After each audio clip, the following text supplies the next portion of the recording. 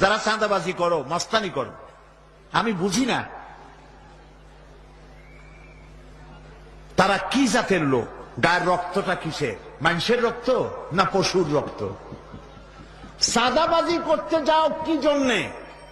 একটা মানুষ বহু টাকা বহু কষ্ট করে জমি জমা বিক্রি করে ব্যবসা করতেছে, সেখানে যাইয়া আমাদেরকে 2 লক্ষ টাকা দিতে হবে। কি চাঁদাবাজ এবং মাস্তান যারা চাঁদাবাজি করতে যাও, মানুষের কাছে খয়রাত চাও, ওই ভিক্ষা করে খাওয়া অনেক ভালো। মসজিদের সামনে একখান থাল নিয়ে বসে থাকো, যা আল্লাহর রাস্তায় খয়রাত দাও। দোকানদারের কাছ থেকে চাঁদাবাজি করা, বিল্ডিং কেউ নতুন বানাইতে পারে না, অমনি হাজির।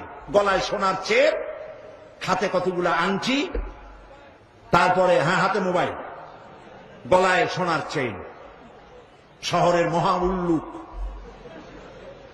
জানোয়ার বলতেছে এখানে ইট ফেলাইতে পারবে না, রড দিতে পারবে না আমাদেরকে সান্ত্বনা দিয়া। এটা কি মানুষ? বলেন মানুষ? এরা মানুষের সন্তান? এরা জানোয়ার, পশু।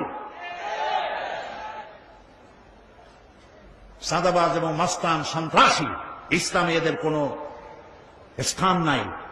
এদেশে যদি কোরআনের রাজ কায়েম হয়, সন্ত্রাসীদের মাথা কামাইয়া ঘোল ঢেলে দেওয়া হবে, যাতে মাথা ঠান্ডা থাকে। এই জন্য মাথা ঠান্ডা করিয়া বসে থাকবে। আর সকলের চাকরি দেওয়া হবে, কাজ করো আর খাও, চাঁদাবাজি করো না। শ্বশুরের কাছে চাঁদাবাজি করে, বউর কাছেও চাঁদাবাজি করে। এত বড় লক্ষ্মী ছাড়া বউরে যায় বলে আমার হিরোইন খাওয়ার পয়সা দিবি। পত্রিকা আসছে না ভাই? কত বড় শয়তান, বউর কাছে চাঁদা চায়। আল্লাহ এইসব চাঁদাবাজ, মাস্তান, অপহরণকারী আর সন্ত্রাসী জানোয়ারদের হাত থেকে আল্লাহ এই দেশকে রক্ষা করুন। বলেন আমিন। চিল্লায় বলেন আমিন।